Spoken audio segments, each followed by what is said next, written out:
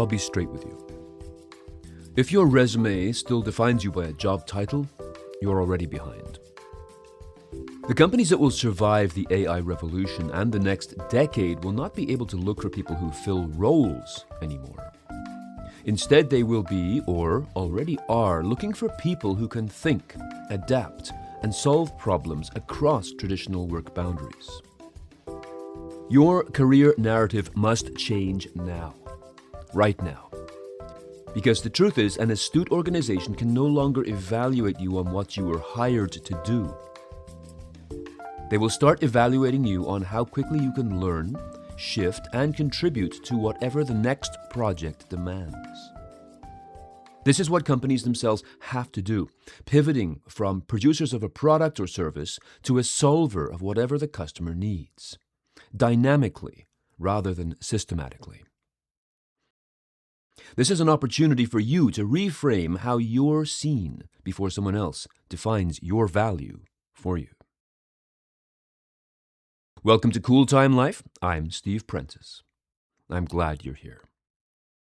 Each of our CoolTimeLife episodes focuses on a topic dealing with people, productivity, technology, and work life, and each offers ideas and facts you need to know about to thrive in today's busy world. An index of our podcasts is available at CoolTimeLife.com. This episode is not about fear. This episode is about empowerment.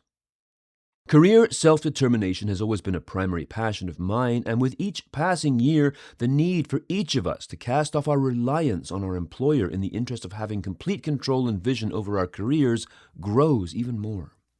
And nothing reflects this more than your resume. This is a document that freezes you in time. It describes who you were before you joined your current employer, but it does not describe who you are becoming. When I was in law school, before I switched over to psychology, the best piece of career advice I received from a senior lawyer was, you don't go to law school to learn law. You go there to learn how to research and to show your next employer that you have the tenacity to stand up to the demands of the job. You only learn about law, he said, after you have joined a firm. In an AI-accelerated world, a resume is more career-limiting than it is career-enhancing. Quite simply, static roles no longer reflect dynamic humans, and you need to be a dynamic human. Your current job title does not truly reflect your present and future value. For example, you might define yourself as an accountant or an HR manager or an engineer, but what do those things mean for a company that no longer can boast about having such professionals on staff? It's not that what you do has lost all its value. It's the other way around. Your value is more than your job. And it's not just you, by the way. Companies, too, are being forced to redefine themselves. Professional services firms that used billable hours as a definition of their worth now realize that such a commoditized approach to work no longer sells. Clients and customers know that firms are using AI to do work that used to take hours or weeks, so they are focusing more on the value that they get from these firms rather than the straight-up labor. As a consequence, companies are struggling to understand themselves. They can no longer hire for roles. They are hiring for solutions and for adaptability. And this goes equally for the people who are still on staff. Professional development used to be about learning new skills a few times a year, but now it's also about learning new outlooks, and it's about learning daily, not once every few months. Job titles are becoming outdated faster than organizations can update their own organizational charts. University and college degrees and additional certifications signal baseline knowledge, certainly, but not full current capacity. Expertise is becoming modular, not monolithic. Look around you. AI is automating routine tasks, and the term agentic AI is slowly vanishing as its abilities now become absorbed into the norm rather than being an add-on. But now look beyond this. AI means cross-functional project teams replace rigid departments. And beyond that, companies are starting to prioritize problem solvers over role holders. Let me say that again. Companies are starting to prioritize problem solvers over role holders. So this comes down to a single key principle. A static identity equals a fragile career, and an adaptive identity equals a resilient career. Let's use a metaphor using generative AI itself. If your AI tool is configured correctly, it will contain a record of all the conversations you have had with it. This, although it looks like a side point to this episode, is a crucial element because it allows the tool to essentially know you by rereading all your past interactions and questions, basically retraining itself to better understand your work and to put its responses into better context for what you need next. This is a basic but vital use of your AI application like Copilot, ChatGPT, Perplexity, or any other. Here's why it's a metaphor for your career. You are now a living, evolving record of the problems you have solved, the problems you have delivered, and the value you have created, regardless of job title. You can update and pivot the same way your AI is updating and pivoting. In other words, rather than focusing on your title, you focus on your portfolio and the collection of projects and experiences within that portfolio. Why does this matter? Because projects show capability. Projects demonstrate initiative. Projects illuminate adaptability. They show off your cognitive flexibility in action. Titles, job titles, by contrast, show what you used to be able to do, the qualifications that got you this job, but sadly the same static testaments to your early potential that become now walls or resistance to change. Some people's typical response is, I don't want to learn these new things. Or more fully, I don't want to learn these things because they are different from what I know. Why do people respond like this? Well, it's natural. It is natural for most people to resist change. Change implies an unknown, a risk. There may be a fear that you are not up to these new skills required, and wouldn't it be better if we just kept everything the way it was when I first got hired with this job and this resume? But the reality is, as you know, times have changed substantially. They always change, and they always will. But now there's a chance for you to redefine your value by adding portfolio-worthy items to your self-description, changing from titles to achievements. Regardless whether you are looking for a new job or just looking to keep the one you have, this is your opportunity for your future. So what are some examples of portfolio-worthy items? They might be things that read like this. I automated a weekly report using AI. I led a cross-team onboarding redesign. I built a workflow that saved 10 hours per week. I learned a new tool and applied it within 48 hours. In other words, your portfolio is now your proof. This is not a new idea. If you think about it, this is essentially what companies have been doing for the last century, in theory at least. Having departments filled with specialized professionals like engineering, research and development, accounting, and HR meant that the company had a portfolio of specialists, each able to handle its different priorities and adapt as necessary. You are now your own company. Even if you are a salaried employee within a company, you now have the opportunity and the personal obligation to manage your portfolio. Cognitive flexibility is your new core skill. Cognitive flexibility refers to your ability to shift thinking, learn quickly, and adapt to new contexts. Astute companies place great value on this and will continue to do so. Why? Because AI changes its own tools and products weekly. Markets shift unpredictably.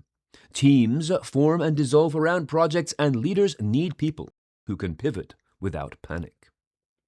How do you know if you already have cognitive flexibility or the potential for cognitive flexibility? Here are some attributes: curiosity, pattern recognition, comfort with ambiguity, ability to reframe problems, willingness to experiment, or willingness to move beyond the status quo. If you have some of these already, that's great. If you feel you are lacking these skills, however, then they are certainly the ones to learn right away. They can be learned. These are not skills that replace your subject matter knowledge, but they are skills that support and emphasize it, make it available and obvious. Cognitive flexibility is the skill that keeps you employable while everything around you changes. So how to build an adaptive resume? This might be a good do this today assignment, and it doesn't force you to let go of your attributes and skills. It's just an opportunity to repackage them. For example, you can replace job titles with problem statements. Instead of a line item that reads Customer Service Representative, try Solved customer friction points and improved retention through rapid problem solving. All of these kind of descriptions, by the way, you can get your ChatGPT or Copilot tool to do for you. In addition, highlight examples of cross-functional work, since companies will start to want people who can operate outside silos. Show off your learning velocity. Rather than saying, I know X, say instead, I learned X in a week and applied it to Y. Add a projects and experiments section. This is where your resume stops being a list of duties and becomes a living demonstration of your adaptability. Examples might read like this. Customer Friction Micro Experiment 2024. I tested 3 different communication templates to reduce customer escalations. The winning version improved satisfaction scores by 18%. Or Workflow Optimization Prototype 2025. I built a small shadow process using AI to test whether a hybrid human-AI workflow could reduce errors. Findings led to a full departmental rollout. Of course, you can use AI as your skill amplifier. First of all, instead of saying, I know how to use ChatGPT, say, I used AI to accelerate research, improve documentation, and prototype workflows. And as I mentioned a moment ago, you can get your AI tool to help you rewrite your resume in this language. Knowing how to ask that question, knowing how to write that prompt, is now one of your primary requisite skills. So it's clearly time to reframe how you think about yourself. Your capability stack includes technical skills, soft skills, domain knowledge, cognitive flexibility, project experience, and learning habits. And these all need to be front and center in your self-promotional career material. Now, I recognize that this might all sound extreme. It's a complete makeover. It's a redefinition of who you are after many years of defining yourself by who you trained to be, through your education, certificates, degrees, diplomas, and of course, past work history. But this truly is a new era, and the psychology of work must change. Every day brings news about further innovations in the field of AI, and it is now being designed to refine and redefine itself. It is no longer a human-made product. And what we have already seen in people all around us is that they are starting to integrate AI into their actions and thinking, redefining and refining themselves. This is so much more than simply sitting down at a computer and using a program like Microsoft Word. It is an integration between the unique sentient skills of a human and the high-speed processing and creativity of AI.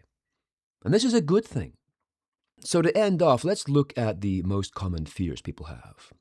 Thoughts like, if I'm not my job title, then who am I? Or what if I don't have enough projects to talk about? Or what if I'm too old to pivot? The good news is you can neutralize all these fears. You are more than your job title.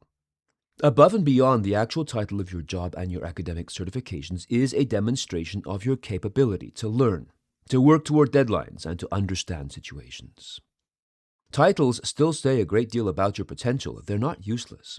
It's simply that your future relies on not relying solely on these things, but to blend them with a new layer of versatility and adaptability. The good news is you don't have to go back to school to learn new skills, since the very technology that is forcing this change, AI, is the one you can turn to incrementally improve your skills and increase your value through micro-learning. If you're interested in more about that, check out my episode called Just Keep Learning. The fact is, everyone is already doing projects. They just don't label them as such. And adaptability is not age-dependent. It is mindset-dependent. The people who will truly thrive are the ones who stay curious. Your identity is not based on your job title any longer. It is based on your ability to learn, adapt, and to solve the problems of the moment. And that, I believe, is a great opportunity. If you have a comment about this podcast or a suggestion for a topic you would like me to discuss, please drop me a line through CoolTimeLife.com. You will also find a link to the episode's transcript there, as well as an index of all the episodes and a link to my Substack page. If you feel you're getting value from this series, please do leave a review and tell just one person about us, or mention us on your socials. Until next time, stay safe, stay confident, and thanks for listening.